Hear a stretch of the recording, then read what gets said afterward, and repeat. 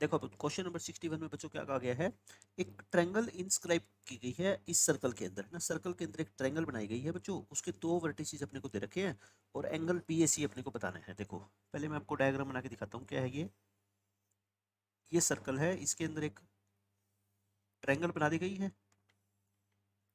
A B C triangle है, और B और सी के कोऑर्डिनेट बच्चों अपने को दे रखे हैं 6,8 और -8,6। अच्छा, इस सर्कल का सेंटर क्या है, 0 0। सेंटर 0 0 है और रेडियस कितनी है बच्चों, 10 है ना। तो एक बात बताओ, पहले तो ये 0 0 सर्कम सेंटर है ना, सर्कम सेंटर है तो इसका मतलब ये तीनों डिस्टेंस, इस सेंटर की डिस्टेंस बच्चों तीनों पॉइंट से क्या होती है, सेम होती है ना। सर्कम सेंटर इक्वी डिस्टेंट होता है तीनों वर्टिसेस से, आपको पता होना चाहिए। अब आपको ये वाला एंगल निकालना है, ये वाला एंगल ये कितना है ये बताना है आपको, ठीक है। अच्छा, ये ए वर्टेक्स, आप ये मेरे को बताओ, क्या सिर्फ यही हो सकता है क्या। एक बच्चे ने कहा कि सर ए वर्टेक्स यहाँ पे भी तो हो सकता है ना, नीचे भी तो हो सकता है, ऊपर भी हो सकता है और नीचे भी हो सकता है। एक को ए बोल देता हूँ, एक को ए डैश बोल सकता हूँ, ठीक है। ए और ए डैश में से कोई भी हो सकता है, तो मेरे को एंगल निकालना है ये। अच्छा, एंगल कब निकलेगा, आपको एक प्रॉपर्टी याद है क्या, कि ये मान लो बीसी एक कोड है बच्चों, या आर्क है ये, है ना। तो ये सेंटर पे जितना एंगल बनाती है उसका हाफ बनाएगी क्या, रिमेनिंग पार्ट के ऊपर। तो सेंटर वाला एंगल आप निकाल लो, सेंटर वाला एंगल तो मैं निकाल सकता हूँ, कैसे, क्योंकि बच्चों मेरे को ओबी का स्लोप भी पता है और मेरे को ओसी का स्लोप भी पता है। तो बता दो आप मेरे को, ओबी का स्लोप बच्चों क्या होता है, 8 - 0/6 - 0 यानी कि 8/6 यानी कि 4/3। और स्लोप ऑफ ओसी बता दो, ओसी का क्या हो जाएगा बच्चों, 6 - 0/-8 - 0 यानी कि -3/4। तो इन दोनों की प्रोडक्ट तो कितनी आ गई बताओ, प्रोडक्ट कितनी आ गई बच्चों, -1 आ गई। -1 आ गई तो इसका मतलब ये दोनों लाइन आपस में क्या है, परपेंडिकुलर है। अगर परपेंडिकुलर है तो फिर ये एंगल कितना हो गया बताओ, 90। सो एंगल बी ओ सी कितना हो गया बच्चों, 90। तो इसका मतलब जो एंगल ए है, एंगल ए कितना होगा, 90 का हाफ, 45।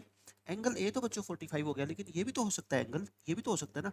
अब ये बताओ, ये ए सी, ए डैश और सी, ये बी क्या है बच्चों, एक साइक्लिक क्वाड्रिलेटरल है। साइक्लिक में ए और ए डैश का सम कितना होता है, 180।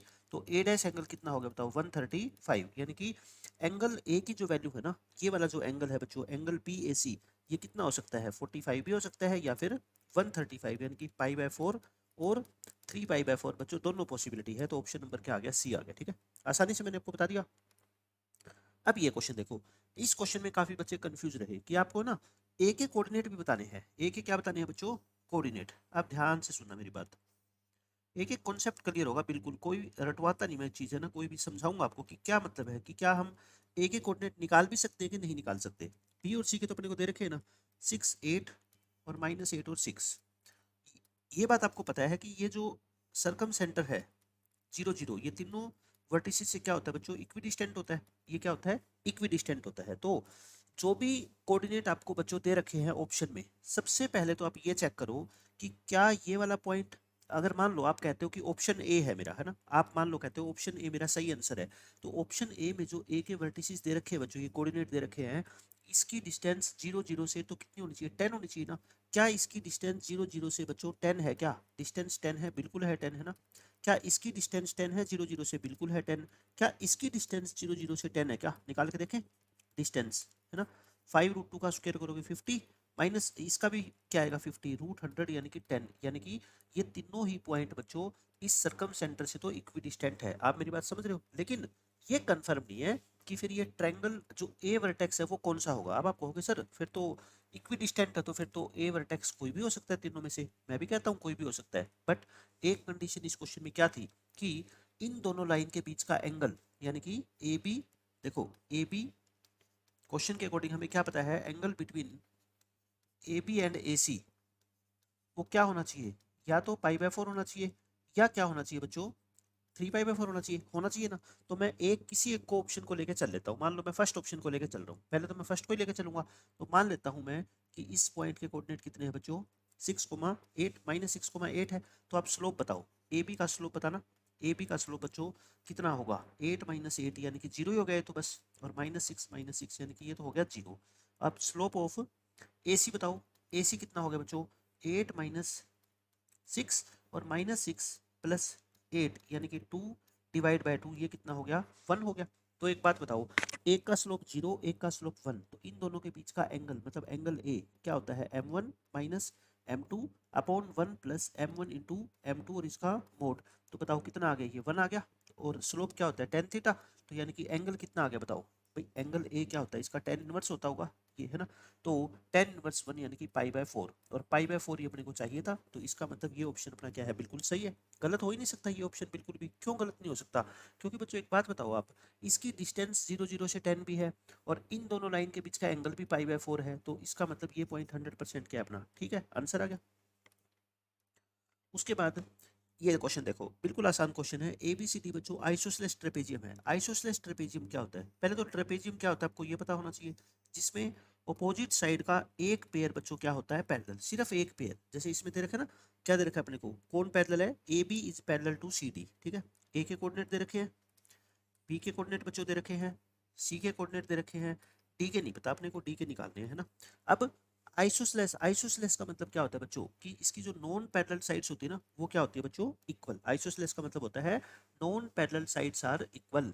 तो अपने को डी के कोऑर्डिनेट निकालने हैं, कैसे करें बताओ, आपके पास दो कंडीशन है, देखो ट्रेपेजियम है तो ए बी और सी डी क्या है पैरेलल है, मतलब इनके स्लोप्स क्या है इक्वल, तो एक इक्वेशन तो यहाँ से बना लो, है ना, स्लोप क्या है बच्चों इनके इक्वल, बताना, ए बी का स्लोप बता दो मेरे को आप, 3 - 3 और अपॉन 4 - 2, और इसका स्लोप बता दो y-1 इक्वल टू x-1, यही होगा x-5, ये होगा ना। अच्छा ये तो जीरो हो गया, तो मतलब y-1 अपॉन x-5 की वैल्यू क्या होगी, जीरो, तो y-1 जीरो हो गया, तो y कोऑर्डिनेट तो आ गया बच्चों, y कोऑर्डिनेट तो बिल्कुल आसानी से आ गया, समझ गए आप मेरी बात। अब x कोऑर्डिनेट कहाँ से लेके आओगे, अब आप मेरे को ये बता दो, y कोऑर्डिनेट आ गया तो आप इसको y कोऑर्डिनेट को तो लिख दो, है ना, x को 1 हो गया। अब दूसरी x की वैल्यू कहाँ से लाई, अब आप कहोगे सर आपको क्वेश्चन में गिवन है कि ये आइसोसेलेस है, यानी कि AD और BC की लेंथ भी क्या है इक्वल, तो इनका स्क्वायर भी इक्वल होगा, निकाल दो। देखो इसकी लेंथ, किसकी, ए से लेके डी की, बताओ बच्चों कितनी आ गई, 2 और x का डिफरेंस x-2 का होल स्क्वायर, और फिर 3 और 1 का डिफरेंस 2, 2 का होल स्क्वायर। बीसी की लेंथ बताओ, 5 और 4 का डिफरेंस 1, 1 और 3 का डिफरेंस 2, यानी कि उसका स्क्वायर करोगे तो कितना आ गया 5, तो x-2 का होल स्क्वायर बच्चों कितना आ गया 1, तो x-2 क्या आ गया +-1, तो x की वैल्यू क्या आ गई 2 + -1, यानी कि x या तो 3 होगा या क्या होगा 1 होगा। अब बच्चों ध्यान से सुनना मेरी बात, x 3 होगा या 1 होगा, यानी कि डी के वर्टिसेस या तो 1 1 आएंगे डी के कोऑर्डिनेट, या बच्चों x3 होगा तो फिर ये d के कोऑर्डिनेट क्या आएंगे 3,1। अब बच्चों को कंफ्यूजन होगी क्योंकि ऑप्शन में दोनों ही गिवन है ना। अब कैसे चेक करोगे कि दोनों में से, अब ये कोई जेई का एग्जाम तो है नहीं एडवांस का कि मल्टी करेक्ट हो, करेक्ट तो एक ही है। अब कैसे चेक करोगे, मैं आपको तरीका बताता हूँ। देखो आपको ट्रेपेजियम की एक प्रॉपर्टी पता है कि ट्रेपेजियम में सिर्फ अपोजिट साइड का एक ही पेयर पैरेलल हो सकता है, दोनों नहीं हो सकते, मतलब कि अगर आप कहो ना कि A D parallel to B C हो सकता है क्या सर, नहीं हो सकता, क्योंकि क्वेश्चन में गिवन है A B parallel to C D. अब चेक करो, अगर डी बच्चों 3,1 हो जाता है, डी क्या हो जाता है 3,1, तो मैं ये डायग्राम दोबारा बना दूं, देखना, ए के कोऑर्डिनेट कितने हैं 2 3, बी के कोऑर्डिनेट कितने हैं 4 3, सी के है बच्चों 5 1, और ये कितने हो गए 3 1। तो इससे तो ये साइड देखना निकालना, स्लोप ऑफ एडी, एडी का स्लोप बच्चों निकालो, कितना हो गया 1 - 3 और 3 - 2, यानी कि -2 हो गया। और स्लोप ऑफ BC निकालना, BC का स्लोप बच्चों देखो 1 - 3 और 5 - 4, तो ये भी तो कितना हो गया -2, यानी कि ये दोनों लाइन का स्लोप इक्वल हो गया, तो इससे तो AD और BC क्या होगी बच्चों, पैरेलल होगी। समझ रहे हो आप मेरी बात, अगर आपने y कोऑर्डिनेट को 3 ले लिया तो इससे तो ये लाइन क्या हो जाएगी पैरेलल, बट ऐसा तो पॉसिबल नहीं है, ये तो पॉसिबल नहीं होता ना ट्रेपेजियम में, सिर्फ एक ही पेयर अपोजिट साइड का बच्चों पैरेलल हो सकता है, ठीक है, अदरवाइज ये तो पैरेललोग्राम बन जाएगी, तो इसका मतलब 3 1 ऑप्शन नहीं होगा, ऑप्शन क्या होगा बच्चों 1,1, ठीक है, मैंने एक्सप्लेन कर दिया बिल्कुल अच्छे से आपको। ये क्वेश्चन बच्चों बिल्कुल आसान है, आपको पॉइंट ऑफ इंटरसेक्शन निकालना है दोनों डायगोनल का। आप एक बात बताओ, जब आपके पास चारों के चारों वर्टिसेस ही आ गए, चारों वर्टिसेस आ गए ना, इसके नहीं थे इसके निकाल दिए हमने, है ना। अब आप क्या कर लो, इन दोनों का आपको पॉइंट ऑफ इंटरसेक्शन निकालना है। भाई आप AC की इक्वेशन नहीं निकाल सकते क्या, दो पॉइंट अगर आपको दे रखे हैं, दोनों के कोऑर्डिनेट दे रखे हैं, AC की इक्वेशन निकल जाएगी, इसकी भी इक्वेशन निकल जाएगी, दोनों इक्वेशन को आपस में क्या कर लेना, सोल्व कर लेना, पॉइंट ऑफ इंटरसेक्शन आ जाएगा, ठीक है। ये मैंने इक्वेशन निकाल के दिखा दी, AC और BD की, AC की इक्वेशन BD की इक्वेशन, दोनों को आपस में सोल्व करके ये क्या आ जाएगा इसका पॉइंट ऑफ इंटरसेक्शन, ये अपने से पूछा गया था, तो ये तो बिल्कुल ही आसान क्वेश्चन था। ये देखो बच्चों स्फेयर के ऊपर बिल्कुल स्ट्रेट फॉरवर्ड क्वेश्चन पूछ लिया गया, कंसीडर द फॉलोइंग 2 आइटम्स, ये एक स्फेयर दे रखा है, इसका क्या पूछा गया है सेंटर, सेंटर भी पूछा गया है, डायमीटर भी पूछा गया है, ठीक है।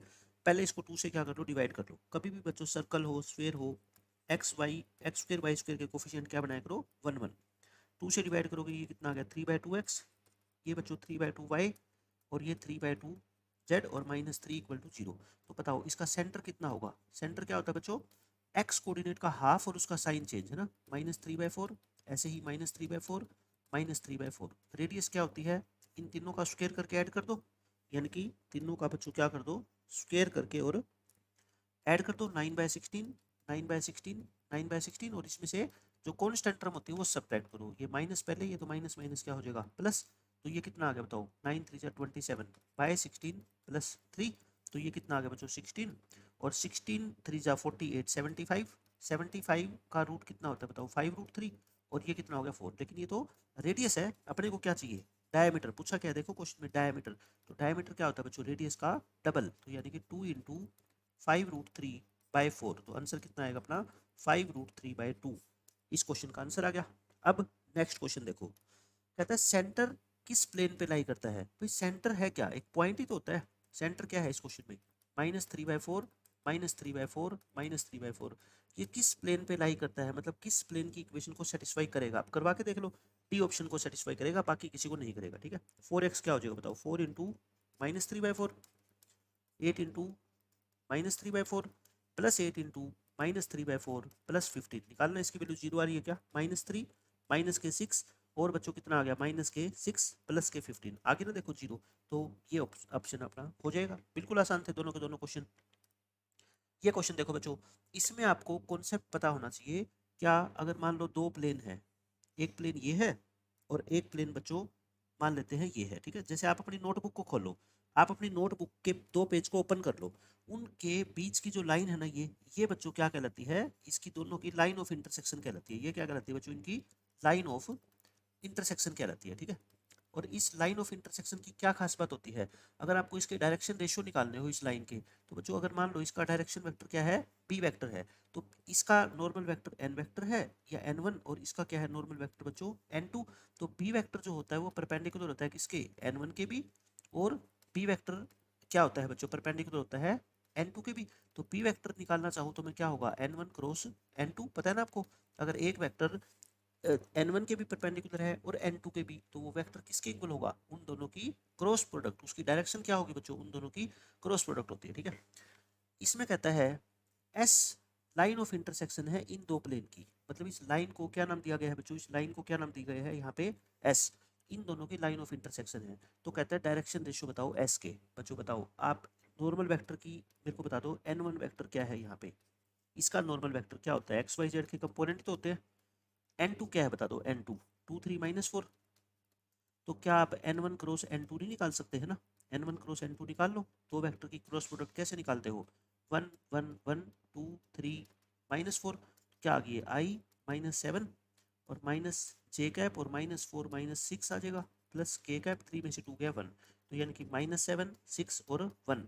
ये क्या आ गया बच्चों? ये डायरेक्शन रेशियो आ गए किसके? लाइन के। देख लो कहाँ मैच कर रहा है।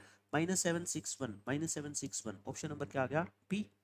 ये क्वेश्चन उससे भी आसान देखो, इसमें क्या बोला गया है? ये तो वही क्वेश्चन है 68 में। एलिमेंट डायरेक्शन कोसाइन है बच्चों एस के। तो एक बात बताओ, डायरेक्शन रेशियो तो आपने अभी निकाले ना? क्या निकाले थे? -7 6 1। डायरेक्शन कोसाइन क्या होते हैं? Direction cosine of S. इसको इसकी लेंथ से डिवाइड कर दो। -7 6 1 यानी कि 49 36 प्लस 1 कितने हो गए ये बताओ? √85 हो गया क्या? 86, √86। तो बच्चों इसको √86 से क्या कर दो? डिवाइड कर दो। ये क्या बन जाएंगे? डायरेक्शन कोसाइन बन जाएंगे। ये क्या हो गया बच्चों? Direction cosine. और इसकी वैल्यू क्या दे रखी है क्वेश्चन में? एल एम और एन। तो आंसर क्या निकालना है बताओ? 43 × l² minus m² minus n²।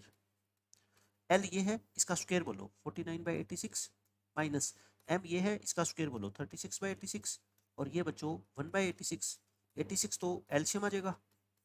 ऊपर कितना बन गया? 49 में से 37 गए 12। ये दो बार कट गया। 12/2 कितना होता है? 6। 6 इस क्वेश्चन का क्या आ गया? आंसर आ गया। इस क्वेश्चन में क्या कहा गया? बिल्कुल बच्चों कुछ वैसा ही क्वेश्चन है। देखो, consider the following two statements. L एक लाइन है, वो इसके इक्वल दे रखे। देखो लाइन को लिखने का दूसरा तरीका ये भी होता है ना। ये क्या है बच्चों? एक पहला प्लेन है और ये क्या है? एक दूसरा प्लेन है। तो ये वही एल जो है, ये वही बच्चों लाइन ऑफ इंटरसेक्शन है ना? Line of intersection of two planes. तो आपको क्या पूछा गया है? एक ये प्लेन है जिसका नाम पी है, ये कोई दूसरा प्लेन है, ये बच्चों कोई दूसरा प्लेन है, इससे कोई मतलब नहीं है, ठीक है, ये छोड़ दो एक बार। आपको डायरेक्शन रेशो निकालने हैं किसके, लाइन के, वही बात, डायरेक्शन रेशो लाइन के, डायरेक्शन रेशो क्या होते हैं बताओ, अभी मैंने बताया था ना, ऑफ लाइन एल, वही n1 क्रॉस n2 वाला वेक्टर, n1 कितना है बोलो, 1 1 1, पहले प्लेन का नॉर्मल वेक्टर, और इसका कितना बता दो, 2 -1 -1, तो इसकी क्रॉस प्रोडक्ट निकाल दो ना, n1 क्रॉस n2, जैसे पिछले क्वेश्चन में किया था सेम वही क्वेश्चन है, 1 1 1, 2 -1 -1, कर लो बच्चों सोल्व इसको, क्या आएगा देखो, -1 + 1 0, और ये कितना आएगा, -1 -2 -3, और ये अपना कितना आ जाएगा, -1 -2 यानी कि -3, तो 0 3 और -3, देखो ऑप्शन में या तो ये मिलेगा, अगर ये ना मिले तो फिर क्या है, डायरेक्शन रेशियो का मतलब क्या होता है बच्चों, कोई नंबर से हम इसको मल्टीप्लाई डिवाइड कर सकते हैं ना, 3 कॉमन ले लो, 3 0 1 -1, यानी कि ये प्रोपोर्शनल है किसके, 0 1 -1, तो ये ऑप्शन में देखो है क्या, 0 1 -1, देखो ये रहा सी ऑप्शन आ गया। अब इस क्वेश्चन को देखो ध्यान से, पॉइंट ऑफ इंटरसेक्शन निकालना है बच्चों, लाइन एल का और प्लेन पी का, एल लाइन तो क्या थी, एल लाइन तो क्या है बच्चों, लाइन ऑफ इंटरसेक्शन है, वही लाइन ऑफ इंटरसेक्शन, और पी प्लेन ध्यान आ गया, ये जो नया प्लेन दे रखा है, x + 2y + 3z + 1, x + 2y + 3z + 1 = 0।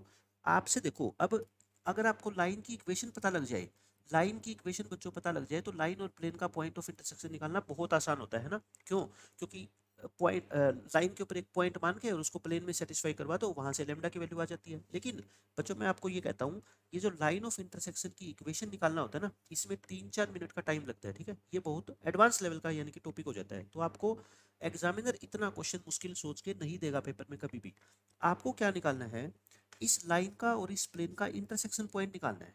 कोई भी जो बच्चों इस लाइन का और प्लेन का इंटरसेक्शन पॉइंट होगा, वो प्लेन पे तो लाई करेगा ना, प्लेन पे तो बच्चों लाई करेगा, ये बात तो आप मानते हो, जैसे आप अपनी नोटबुक का पेज खोल लो और उसके ऊपर एक पेन रख दो, ठीक है, तो इन दोनों का जो पॉइंट ऑफ इंटरसेक्शन है वो प्लेन पे भी लाई करेगा और लाइन पे भी लाई करेगा। लाइन की तो हमारे पास इक्वेशन है नहीं, प्लेन की तो है ना, ये पी की इक्वेशन, ठीक है, तो जो गिवन पॉइंट है बच्चों, जो पी पे तो लाई करेगा ना, अब देखो पहले पुट करवा के देखना, पुट करो इस पहले पॉइंट को, 4 3 -3 इन प्लेन पी, पी में प्लेन में सेटिस्फाई करवा के देखना होता है कि नहीं होता, 4 + 2 × 3 और +3 × -3 + 1 = देखो 0 आ रहा है क्या, ये तो 0 नहीं आ रहा है ना, ये तो 0 नहीं आ रहा, इसका मतलब ये ऑप्शन तो हो ही नहीं सकता। दूसरा करवा के देखना, दूसरा पॉइंट बच्चों पुट करो, 4 -3 और 3, अब बताओ x की वैल्यू 4 + 2 × y और +3 × 3 + 1, ये हो रहा है क्या, 4 -6, ये भी नहीं हो रहा, ये भी बच्चों 0 नहीं हो रहा। तीसरा पॉइंट पुट करवा के देखना, पुट कर लो तीसरा पॉइंट, -4 -3 -3 है ना, इस प्लेन के अंदर बात कर रहा हूँ मैं, -4 + 2 × -3 +3 × -3, बच्चों ये तो सारे नेगेटिव आ रहे हैं, तो ये तो 0 हो ही नहीं सकता। चौथा पॉइंट पुट करवा के देख लो, इस प्लेन के अंदर x + 2y + 3z + 1 = 0 में करवाना, -4 -3 +3, ये 0 आएगा, ये देखो आ गया ना 0, ये 0 आ गया, इसका मतलब ये अपने क्वेश्चन का आंसर है। तो एग्जामिनर बच्चों कोई भी क्वेश्चन फ्रेम करेगा ना, वो सोच समझ के करेगा, कि बच्चा अगर मान लो बेसिक तरीके से ना चल के अच्छे तरीके से सोचेगा, तो वो क्वेश्चन उसका तुरंत सोल्व हो जाएगा। उसके बाद बच्चों ये क्वेश्चन, ये तो बिल्कुल आसान क्वेश्चन है, इसमें z क्या दे रखा है बच्चों, बॉक्स y, और y क्या दे रखा है, बॉक्स x - x, ये आपको पता ही है ग्रेटेस्ट इंटीजर की डेफिनेशन होती है। x के बारे में क्या की मैंने, देखो x is not an integer but positive. अब मैं आपको ये कहता हूँ, आप x को अपनी मर्जी से कुछ भी मान लो, बस एक तो वो इंटीजर नहीं होना चाहिए और एक पॉजिटिव होना चाहिए, कुछ भी मान लो जो आपका मन करे, बताओ क्या मान लो, 0.2 मान लो, मैं कहता हूँ आप कुछ भी मान लो, आप 1.2 मान लो x को, ठीक है, आप 3.9 मान लो, कुछ भी मान लो, इंटीजर नहीं मानना और पॉजिटिव मानना है, ठीक है, बस। आप बताओ पहले y निकाल लूँ मैं, y क्या है, बॉक्स x - x, यानी कि 0.2 का बॉक्स -x, -0.2 हो गया ना, तो 0.2 का बॉक्स तो 0 होता है, तो यानी कि y कितना आ गया अपना, -0.2 आ गया, y कितना आ गया बच्चों, -0.2 आ गया, ठीक है। अब z बोलो, z क्या है, बॉक्स ऑफ y, यानी कि -0.2 का बॉक्स, और -0.2 का बॉक्स क्या होता है बच्चों, -1 होता है, तो आंसर क्या आ गया देखो, -1 आ गया, और कुछ करने की जरूरत ही नहीं है इसमें। ये क्वेश्चन बच्चों उससे भी आसान, इसमें आपको fx दे रखा है, gx दे रखा है, और FOG और GOF इक्वल है, मतलब फोग और गोफ इक्वल है, तो k की वैल्यू बतानी है बच्चों। फोग कैसे निकालते हो बताओ, FOG यानी कि f of gx, f of gx यानी कि f फंक्शन के अंदर बच्चों x की जगह क्या लिख दो, gx लिख दो, है ना, x की जगह gx लिखना, gx कितना है अपना kx प्लस में 2, तो ये कितना आ गया बताओ 4kx प्लस 9 हो गया। ऐसे ही GOF निकालना, गोफ, गोफ क्या होता है, g फंक्शन में x की जगह fx लिख दो, g फंक्शन में x की जगह बच्चों क्या लिख दो, fx लिख दो, ऐसे ठीक है, लिख दिया, k into F x, F x क्या है बताओ 4x प्लस में 1, तो ये कितना आ गया 4kx plus k plus 2। Question के अकॉर्डिंग बच्चों ये वैल्यू और ये वैल्यू क्या है, इक्वल है, ये वैल्यू और ये वैल्यू क्या है, इक्वल, तो 4kx और 4kx तो कट गया, तो k प्लस 2 किसके इक्वल आ गया 9, तो k की वैल्यू कितनी आ गई बच्चों 7। बिल्कुल आसान क्वेश्चन था ये तो। Next question, question number 73, what is the minimum value of this function. बच्चों लोग की कभी भी आपसे मिनिमम वैल्यू पूछी जाए, बेस क्या है 1 से बड़ा, अगर बच्चों लोग का बेस 1 से बड़ा हो, ठीक है, तो ये फंक्शन कैसा होता है, इंक्रीजिंग, कैसा फंक्शन होता है, इंक्रीजिंग। इंक्रीजिंग का मतलब क्या होता है, इस वैल्यू को अगर आप बड़ा रखोगे, है ना, अगर इनपुट वैल्यू बड़ी होगी तो वैल्यू फंक्शन की भी बड़ी होगी, और इनपुट वैल्यू छोटी होगी तो फंक्शन की वैल्यू भी क्या होगी, छोटी होगी। आपको क्या देखनी है, मिनिमम वैल्यू, तो आप कहोगे सर इसकी जो वैल्यू है ना, इसकी वैल्यू वो क्या होनी चाहिए, मिनिमम होनी चाहिए। एक बार इसको gx मान लो आप, ठीक है, एक बार इसको क्या मान लो आप, gx, यानी कि पूरे फंक्शन की वैल्यू आप मिनिमम रखना चाहते हो इसकी, तो इसका जो इनपुट वैल्यू है वो क्या होनी चाहिए बच्चों, मिनिमम होनी चाहिए। मैं ये कहना चाह रहा हूँ। अब इसकी मिनिमम वैल्यू होगी कितनी, वो तो मेरे को निकालनी पड़ेगी ना, उसका क्या तरीका होता है बताओ, इसके g डैश x को क्या पुट कर दो, 0, तो 2x plus 2 equal to 0, X की वैल्यू क्या आ गई -1, तो g की वैल्यू -1 पे निकाल दो, कितनी आ गई 10, तो मतलब कि g की वैल्यू बच्चों जो मिनिमम है ना वो कितनी है 10 है। आप मेरी बात समझ गए, g की मिनिमम वैल्यू कितनी है बच्चों 10, तो फंक्शन की मिनिमम वैल्यू कितनी होगी, fx की मिनिमम वैल्यू कितनी होगी बच्चों log ऑफ 10, और जो इसकी मिनिमम वैल्यू है वो रख दो log 10 टू द बेस 10 कितना होता है 1। इस क्वेश्चन का आंसर क्या आ गया 1 आ गया, ठीक है, आसान सा क्वेश्चन था।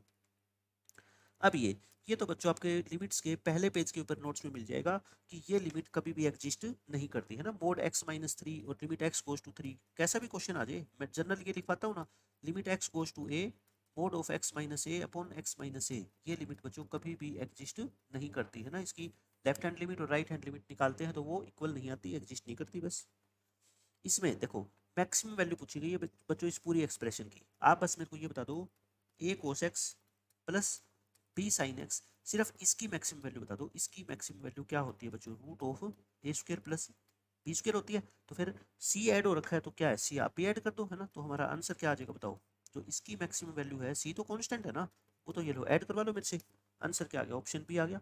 मिनिमम पूछा जाता तो, अगर मिनिमम वैल्यू पूछी जाती तो क्या करते, फिर इसके साथ माइनस का साइन आ जाता, सी तो रहता ही ना, है ना, मिनिमम वैल्यू पूछी जाती तो ये, मैक्सिमम पूछी गई तो ये। 76 क्वेश्चन में बिल्कुल आसान क्वेश्चन है बच्चों, देखो आपको एफ ऑफ 2x दे रखा है ना, क्या दे रखा है एफ ऑफ 2x, आप बाकी बातें छोड़ो, एक बार क्वेश्चन में चमक रहा है एफ ऑफ एक्स और एक बार एफ ऑफ 4x, ये मेरे को बता दो आप कैसे निकालोगे। अगर एफ ऑफ एक्स निकालना है तो 2x की जगह अपने को एफ ऑफ एक्स चाहिए, तो मतलब इसका आधा चाहिए, तो मैं क्या कहूँगा रिप्लेस कर दो बच्चों, क्या कर दो रिप्लेस कर दो, 2x की जगह क्या कर दो x, यानी कि 2x की जगह x का मतलब क्या, अच्छा इसको ऐसे लिख लो ना, ये 2x का होल स्क्वायर ही है, बताओ ऐसे कर दूं, ये 2x का होल स्क्वायर है, ठीक है, आप चक्रों में मत पढ़ो, ये लो एफ ऑफ 2x की वैल्यू ये है, तो एफ ऑफ x की वैल्यू क्या होगी, फिर 2x की जगह x रखोगे तो 2x की जगह x हो जाएगा, तो ये हो जाएगा। एफ ऑफ 4x की वैल्यू क्या होगी, 2x की जगह क्या रख दो 4x, तो 2x का होल स्क्वायर की जगह 4x का होल स्क्वायर आ जाएगा, बोलो समझ आ गई।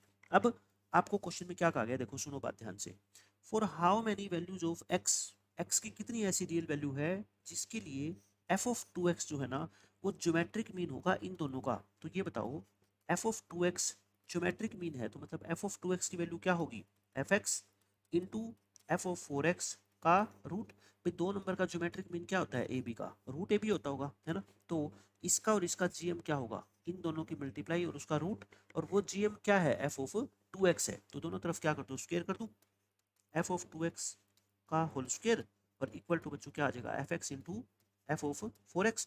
बस इस इक्वेशन को सोल्व करके देख लो x की कितनी वैल्यू पॉसिबल है, एफ ऑफ 2x ये दे रखा है ना अपने को क्या 4x स्क्वायर प्लस में 1 इसका whole square, F of x कितना बच्चों एक्स स्क्वायर प्लस 1, और एफ ऑफ 4x कितना 16x स्क्वायर प्लस में 1 नहीं है, तो इसकी मल्टीप्लाई करो करना 16x की power 4 plus 16 plus 1 17x square और प्लस में 1, इसका स्क्वायर खोल दो A square plus B square plus में 2ab, बोलो ये आ गया।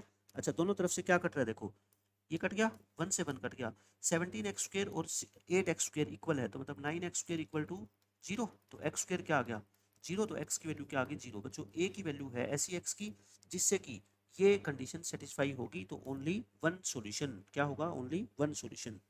ये मत कह देना कि जीरो आंसर है, बच्चों जीरो आंसर नहीं है। How many real values of x, कितनी रियल वैल्यू है, एक रियल वैल्यू है, तो इसलिए इसका आंसर जीरो नहीं होगा, क्या होगा 1 होगा। ये क्वेश्चन बच्चों बिल्कुल आसान है। एफ एक्स आपको दे रखा है, आपको क्या बतानी है, सम ऑफ द इंटीग्रल सॉल्यूशन, इसके जो इंटीग्रल सॉल्यूशन है ना उसका सम बताना है आपको। तो ये बताओ, एक बार के लिए आप इस बॉक्स एक्स को y मान लो, है ना, तो y मान लो, तो ये क्या हो गया y² minus 30y plus 221 equal to 0। मैं क्लास में बताता हूँ ना कि 221 तो बहुत इंपॉर्टेंट फैक्टर है ना, 17 और 13 की क्या होती है, ये मल्टीप्लाई होती है। तो y की वैल्यू कितनी आ गई बताओ, 13 और 17। y क्या है बॉक्स एक्स, तो बॉक्स एक्स की एक वैल्यू ये आ गई और बॉक्स एक्स की एक वैल्यू ये आ गई। तो बच्चों इस इक्वेशन के ये दोनों कैसे सॉल्यूशन है बताओ, इंटीग्रल सॉल्यूशन है। कैसे सॉल्यूशन है ये, इंटीग्रल सॉल्यूशन है। और इंटीग्रल सॉल्यूशन का आपसे क्या पूछा गया है, सम। तो बच्चों इन दोनों का सम कितना है बताओ, 13 प्लस में 17 यानी कि 30 इस क्वेश्चन का आंसर है। लेकिन मैं कहता हूँ इस क्वेश्चन को देखते ही आपको कुछ करने की जरूरत थी क्या। सम ऑफ रूट्स का फॉर्मूला क्या होता है, माइनस बी बाई ए होता है ना, माइनस बी अपॉन ए। तो इसका तो ओरली आंसर आप वैसे ही बता सकते थे ना। क्यों, क्योंकि क्वाड्रेटिक किस में है बच्चों, बॉक्स एक्स में है, और बॉक्स एक्स की जो भी वैल्यू आएगी वो इंटीजर ही आएगी, और आपसे इंटीग्रल वैल्यू का ही सम पूछा गया है, तो बच्चों सीधा ही आंसर बता सकता था, लेकिन फिर भी मैंने आपको निकाल के दिखा दिया, ठीक है। ये क्वेश्चन देखो बच्चों, ये भी बिल्कुल आसान क्वेश्चन है। इसमें क्या कहा गया है, एक फंक्शन एफ एक्स है, एक फंक्शन जी एक्स है। पहले तो जी एक्स फंक्शन निकाल लो, है ना, क्या है ये एफ एक्स माइनस 1। तो एफ एक्स की वैल्यू क्या है बोलो, 9x माइनस 8√x माइनस 1। ये क्या आ गया अपने बच्चों, जी एक्स फंक्शन आ गया। अब ये कहता है कौन सी स्टेटमेंट करेक्ट है, जी एक्स इक्वल टू जीरो के कितने रूट है, आपको ये बताना है ना। सभी में एक ही है कि G x is equal to zero के कितने रूट है, कैसे है, मतलब पहले मैं रूट निकाल लेता हूँ, ठीक है। तो G x equal to zero के रूट बता दो पहले। तो G x equal to zero equation क्या है मेरे को ये बता दो, ऐसी है ना। बच्चों ये स्क्वायर रूट के अंदर है, मुझे स्क्वायर रूट खत्म करना पड़ेगा। तो पहले मैं स्क्वायर रूट को खत्म करने के लिए क्या करता हूँ, इसको इधर शिफ्ट कर दूं और दोनों तरफ क्या कर दूं, स्क्वेयरिंग, स्क्वेयरिंग बोथ साइड्स। बोलो इसका स्क्वायर क्या होगा, A square plus B square minus 2ab, और इसका स्क्वायर 64x एक तरफ ले आओ, है ना, माइनस के 82x प्लस 1 इक्वल टू 0। तो 81x स्क्वायर ये माइनस 81 और माइनस एक्स बन जाएगा। 81x कॉमन ले लो, x माइनस 1 माइनस 1 कॉमन ले लो, x माइनस 1। x की वैल्यू दो आ गई, एक तो 1 और एक बच्चों 1/81। अब मेरी बात ध्यान से सुन लो बच्चों, ये मैं बेसिक लेक्चर में समझाता हूँ। कभी भी आप किसी इक्वेशन में दोनों तरफ स्क्वायर करते हो, उसके बाद जो वैल्यू निकल के आती है x की, उन वैल्यू पे भरोसा मत करना, ठीक है। उन वैल्यू पे कभी भरोसा मत करना, उसको ओरिजिनल इक्वेशन के अंदर पुट करके देखो। इस इक्वेशन में इसको सेटिस्फाई करती है कि नहीं करती, चाहे इसमें पुट कर लो चाहे इसमें कर लो, किसी में कर लो, ठीक है। बताओ ओरिजिनल इक्वेशन क्या है, ये है ना। इसके अंदर पुट करो आप एक बार x को कितना, 1 पुट करना। 1 पुट करोगे तो 9 इंटू 1 माइनस 1, 8 इंटू 1, ये भी 8 और ये भी 8, मतलब कि ठीक है। तो x इक्वल टू 1 तो एक्सेप्ट कर लो, है ना, ये तो सेटिस्फाई कर रहा है इसको ओरिजिनल इक्वेशन को। अब बच्चों 9x minus 1 equal to 8√x, इसमें दूसरी वैल्यू पुट करना। x को कितना पुट करो, 1/81, तो ये कितना हो गया 9/81, और 1/81 का रूट कितना हो जाएगा 1/9। तो देखो ये तो कितना हो गया 1/9 माइनस 1, और ये 8/9, ये गलत है। 1/9 में से 1 घटाओगे बच्चों -8/9 आता है। तो यानी कि इसको क्या करना पड़ेगा अपने को, रिजेक्ट करना पड़ेगा। इसका मतलब x की सिर्फ एक ही वैल्यू पॉसिबल है बच्चों, कितनी, 1। अब ऑप्शन देख लो कौन सा है, gx के कोई रियल रूट नहीं है बच्चों, मैं कहता हूँ है, एक रियल रूट है। gx का एक रियल रूट है और वो भी इंटीजर है, यस, बस आगे मेरे को पढ़ने की जरूरत ही नहीं है। एक रियल रूट है और वो भी क्या है, इंटीजर है, तो बस काम खत्म हो गया। ये तो बच्चों बिल्कुल ही बच्चों वाला क्वेश्चन है, आपको लिमिट निकालनी है, x गोज टू π/2 और secant theta minus tan theta. Secant को क्या लिख लो 1/cos, टेन को क्या लिख लो sin/cos। कोस एलसीएम लोगे तो आपको पता है 0/0 फॉर्म बन गई, 0/0 फॉर्म बन गई तो लोपिटल लगा दो बस, 1 minus sine divide by cos. ये कौन सी फॉर्म है देख लो, 0/0, तो बाय LH रूल है ना, एल हॉस्पिटल रूल से limit x goes to 0 π/2 sorry, ऊपर का डेरिवेटिव माइनस कोस थीटा, और कोस का derivative minus sine theta, minus से माइनस कट गया कोट थीटा, और थीटा कितना π/2, कोट π/2 कितना होता है 0, या कह लो इसको कोस 90/2 साइन 90 कह लो, कोस 90 क्या होता है 0, साइन 91, आंसर क्या आ गया बच्चों 0। ये बिल्कुल आसान क्वेश्चन है बच्चों। फंक्शनल इक्वेशन में बिल्कुल अलग से टॉपिक पढ़ाता हूँ, आपको पता है उसमें मैंने 5 तरह की फंक्शनल इक्वेशन में ये भी बताई है ना कि F of X into F of X Y होता है, तो फिर फंक्शन को हम क्या मानते हैं बताओ, एक्स की पावर एन मानते हैं ना बच्चों, मैंने बता रखा है आपको एक्स की पावर एन मानते हैं। तो एन की वैल्यू निकालने के लिए मैंने कहा है आपको कंडीशन गिवन होगी, F2 की वैल्यू कितनी है 4, F2 कितना है 4, अपना F2 निकालना, x को 2 पुट करना, 2 की पावर n इक्वल टू 4, 4 क्या होता है 2 की पावर 2, n की वैल्यू निकालने के लिए बच्चों आपको कंडीशन क्वेश्चन में गिवन होती है, n2 आ गया, n2 आ गया तो फंक्शन क्या आ गया x की पावर 2 यानी एक्स स्क्वायर आ गया। आपको f ऑफ 1/2 निकालना है, लो फंक्शन ही आ गया, तो मेरे से वैल्यू तो निकलवा ही लो आप, 1/2 का स्क्वायर कितना हो गया बच्चों 1/4, 1/4 इस क्वेश्चन का क्या है आंसर है, आसान सा क्वेश्चन था ये तो।